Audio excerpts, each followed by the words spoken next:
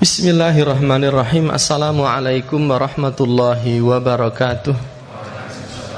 Alhamdulillahi rabbil alamin. Wa afdhalus salati wa atammut taslim ala nabiyyina al-hadil amin al-mab'uthi rahmatan lil alamin wa ala alihi wa ashabihi ajma'in, amma ba'du. Ikhwani fillah rahimani wa rahimakumullah wa a'azakumullah. Terima kasih atas kehadiran antum. Jazakumullahu khairan.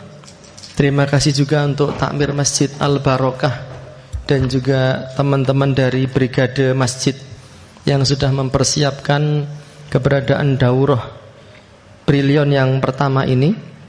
Semoga waktu yang disediakan menjadi waktu yang benar-benar berbarokah, kita bisa mengambil manfaat dan faedah dari daurah yang singkat ini.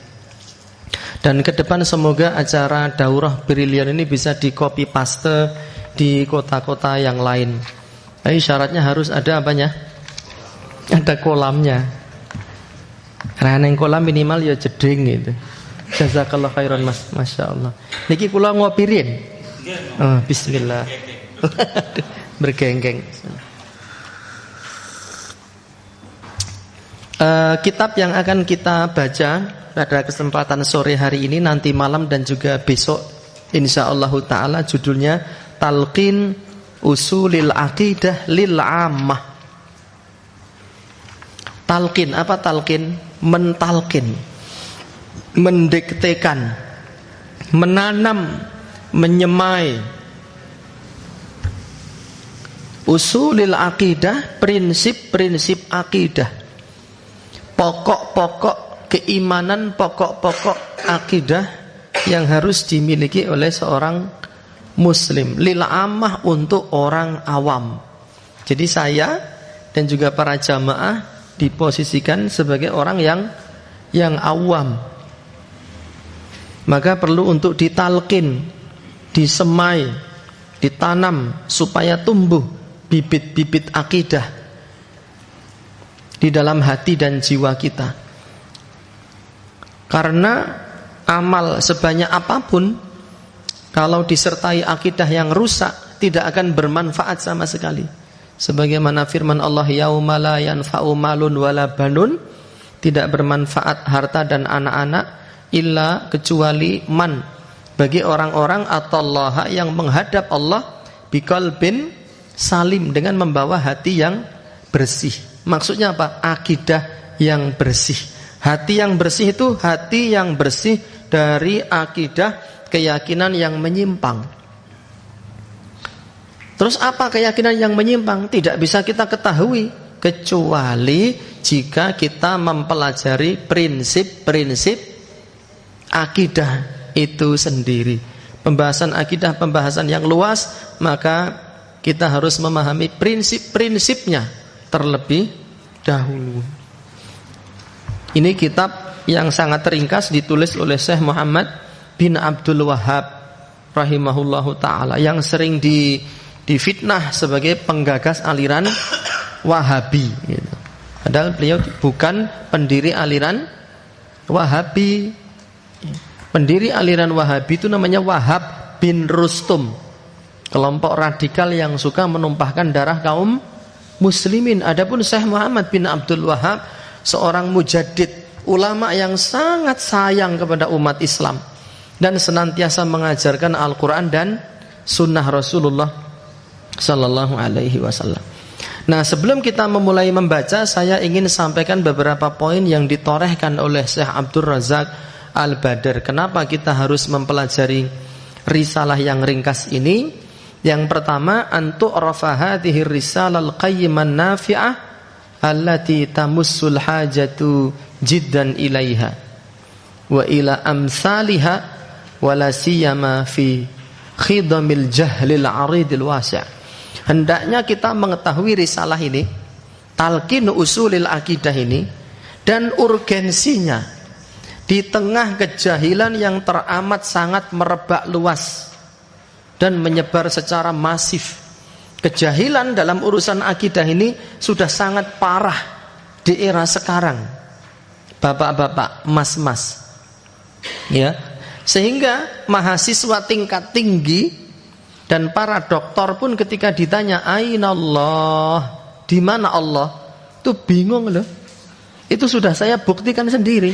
Saya pernah ngisi pengajian pesertanya pelajar dan mahasiswa. Orang-orang yang secara akademik itu memiliki apa? Memiliki kecerdasan dibandingkan rata-rata manusia pada umumnya. Saya sampaikan satu pertanyaan, di mana Allah? Itu jawabannya beda-beda, Pak. Allah di dalam dadaku, Allah sesuai persangkaan kita, Allah ada di mana-mana, Allah itu ada di masjid, ada yang bilang gitu. Ya. Kemudian di saat yang sama, di kejadiannya di Masjid Al-Huda, Mertoyudan, Magelang, Pak. Saya bertanya kepada seorang anak kecil kelas TK, namanya Mbak Alea. TKA loh. TKA itu usia berapa ya? 5 tahun. 5 tahun. Saya tanya, Mbak Alea, Allah di mana? Di atas langit. Dia bilang gitu. Anak kecil. Saya menjawab, oke, baik. Saya bilang gitu. Anak yang dengan murninya, dengan polosnya, dengan fitrahnya mengetahui Allah ada di atas langit. Tapi saat pikiran anak ini sudah tercemar oleh tontonan televisi, tercemar oleh syubhat, tercemar oleh dai-dai penyesat umat, orang pun mulai bingung, di mana Allah, di mana Allah. Sehingga kita perlu mengenal risalah ini di tengah kejahilan akidah yang luar biasa dahsyat. Benda-benda mati yang kotor, yang tidak masuk di akal, diyakini bisa membawa manfaat dan madharat. Iya apa enggak?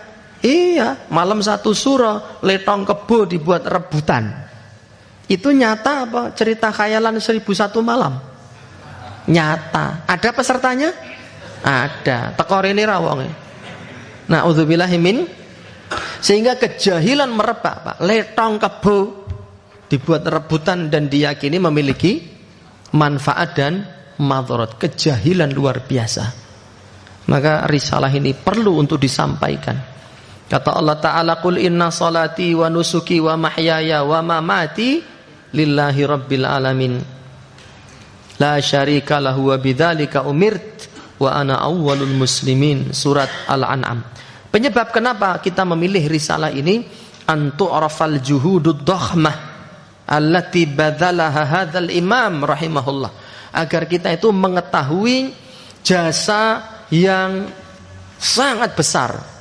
Kalau disebut jasa mungkin bisa kita istilahkan mega jasa dari Al-Imam Muhammad bin Abdul Wahhab fi gharsil aqidah, di dalam menyemai akidah, wa bayanit tauhid, dan menjelaskan tauhid, wa taqriril haqqi wal huda, dan juga penetapan kebenaran serta jalan petunjuk, min khilal muallafatin katsirah, melalui jalur karya ilmiah yang teramat sangat banyak. Beliau disebut mujaddid dalam bidang apa? Dalam bidang tauhid, Mbak. Saya sendiri suka batin. Saya itu mengenal apa itu tauhid pertama kali melalui kitab Al-Usulus Salasah, tulisan beliau juga. Lalu menjadi lebih gamblang melalui kitab Qawaidul Arba' dan Kasyfus Syubhat, tulisan beliau juga.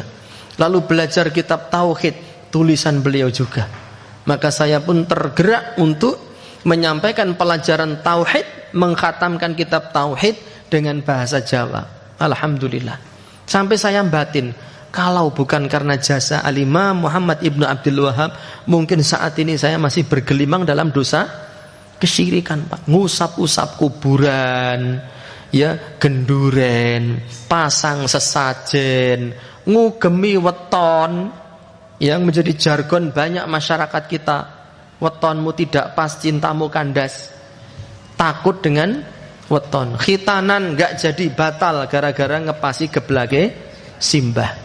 Itu seluruhnya adalah kesyirikan yang menimbulkan kegelapan di dalam hati dan jiwa kita. Nah, saat kita membaca risalah ini, kita jadi mengetahui betapa dahsyatnya jasa dari Imam Muhammad ibnu Abdul Wahhab. Para jamaah haji pulang itu membawa kitab-kitab tauhid, Pak. Kitab Usul Salasah, Ya, termasuk gerakan purifikasi di negeri kita yang pertama kali dibawa oleh Harimau Salapan, terus dilanjutkan oleh tuanku Imam Bonjol, itu karena terpengaruh dari dakwah tauhid yang ditebarkan oleh Syekh Muhammad bin Abdul Wahab. Purifikasi di era modern yang dibawa oleh Syekh Ahmad Surkati, Kiai Haji Ahmad Dahlan, terus Hasan dari Persis, ya, itu hampir seluruhnya karena pengaruh dakwah tauhid yang dibawa oleh Syekh Muhammad Ibnu Abdul Wahab rahimahullah, yaitu memurnikan ibadah kita hanya untuk Allah semata dan meninggalkan seluruh sesembahan selain Allah. As-sababu tsalits, yang ketiga, an yastafida talabatul ilmi wad du'ah. Penuntut ilmu dan para dai bisa mengambil manfaat fi bayanil aqidah min nahji hadzal imam wa tariqatihil mubarakah. Kita bisa meniru apa itu namanya, metode yang ditempuh oleh Syekh Muhammad bin Abdul Wahab di dalam menjelaskan masalah akidah. Seorang imam besar, mujaddid, tetapi menulis kitab Talqin Usulil Aqidah lil Ammah, menyemai prinsip akidah di hati orang-orang awam. Bahasanya sederhana. Apa toh isinya? Isinya begini loh. Kalau kamu ditanya siapa Tuhanmu, jawablah Tuhanku adalah Allah. Gitu.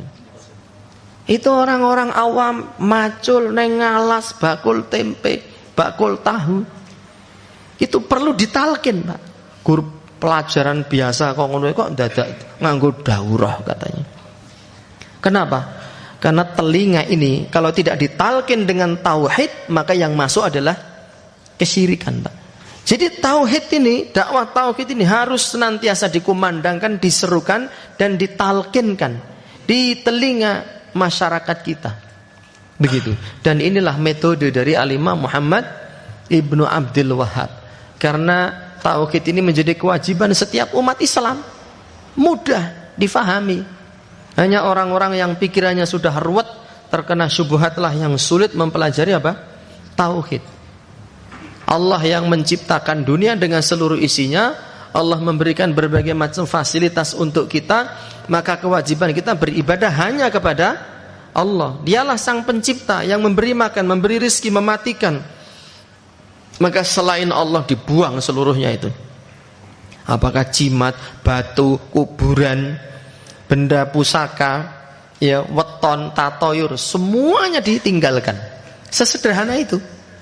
Berdasarkan ketuhanan yang Maha Esa, Pak. Nyiroro Kidul, Nyiroro Lor, Nyiroro Wetan, Mbah Petruk, Sunan Lawu, Onggo Inggi, Nyiblorong, itu semuanya ditinggalkan. Dan supaya kita mengetahui gimana metodologi yang ditempuh oleh Al-Imam Muhammad Ibnu Abdul Wahab. Berbeda dengan penuntut ilmu zaman sekarang, belajar agama daki-daki, rinci-rinci, pinter dalam masalah fikih, pinter dalam masalah yang lainnya. Tetapi ketika berbicara tauhid, longsor, Pak, ambrol, akalnya hilang. Begitu bicara fikih, ini pendapat mazhab ini, pendapat mazhab itu, pendapat mazhab itu. Tapi kemudian begitu minta duit, minta ke kuburan. Allahumma Rabbana ya Kudus, sahillana bil fulus, kertas merah yang alus-alus, bibarokati Habib Idrus. Ya Allah, mudahkan kami dapat fulus, kertas merah yang alus-alus, dengan keberkahan Habib Idrus, mayit penghuni kuburan ini. Itu langsung cuntel, Pak, pikirannya ketika berbicara masalah tauhid.